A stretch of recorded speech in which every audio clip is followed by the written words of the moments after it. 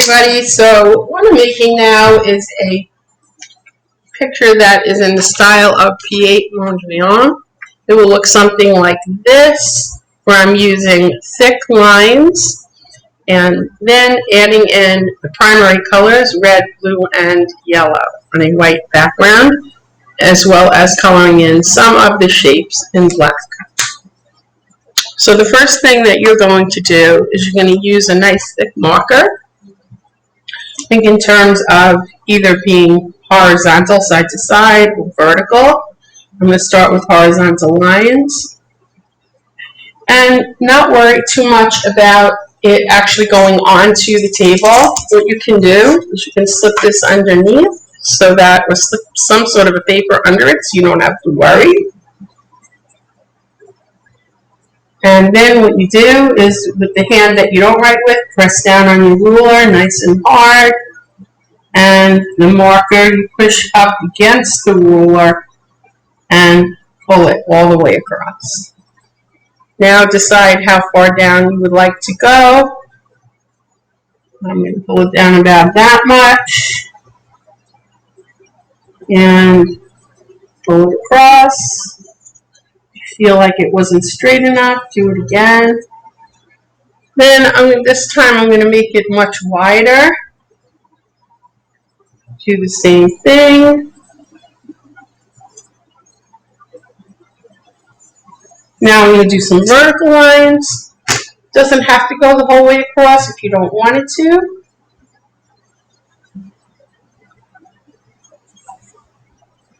You can put in your own shapes.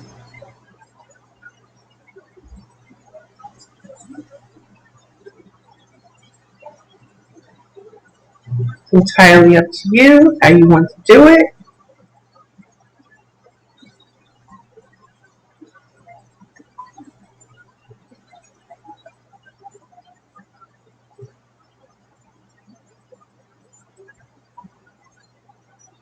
As you're doing it, you're making your own design.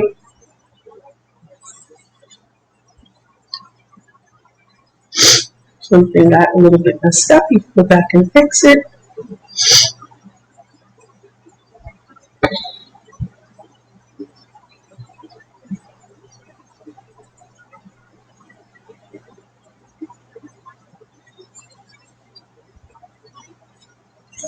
So that's how you go back doing that.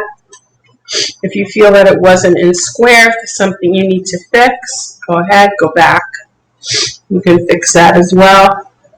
And one trick that you can use if you like, you can fill it in black so it won't be noticed.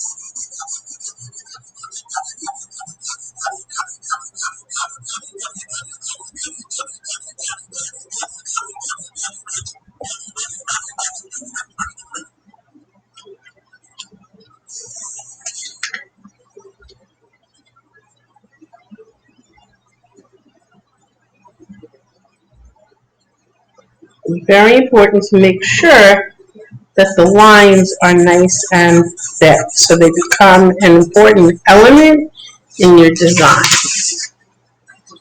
Okay? Once you have that done, you decide, okay, well, is there anything else that I want black?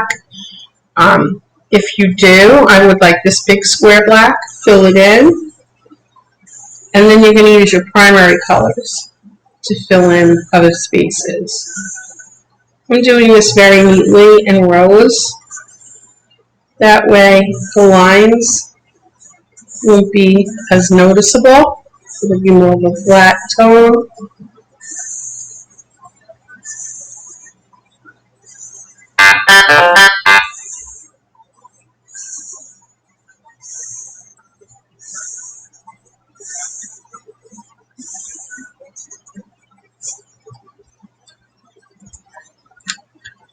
Once I finish that, now I'm going to go with my color.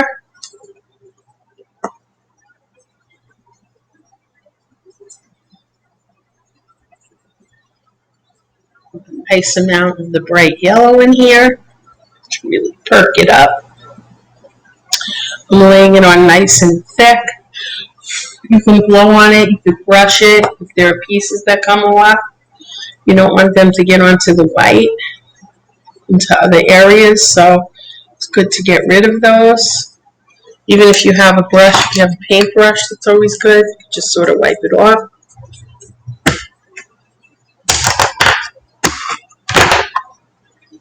You decide what other colors you would like, where you would like them. I'm going to put some red over here.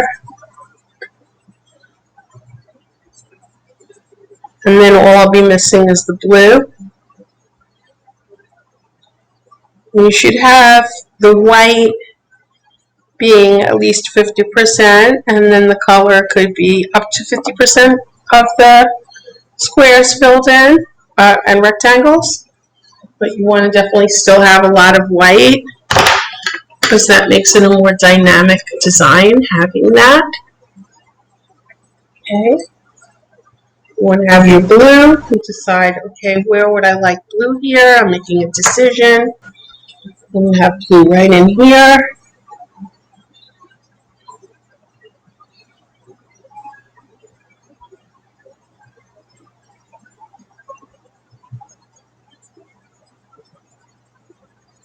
I want that blue to get nice and filled in, so I work on that until it looks flat. It may look even a little shiny because I'm getting a lot of wax on it.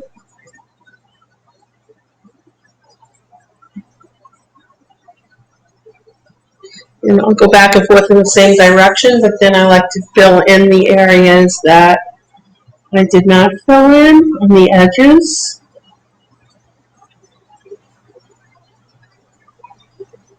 And that way it's not going into the black or over the black. It's just meeting up against it. Okay, so I would consider this design to be finished. And that's how you go about making this type of design, a P8 Mondrian abstract design.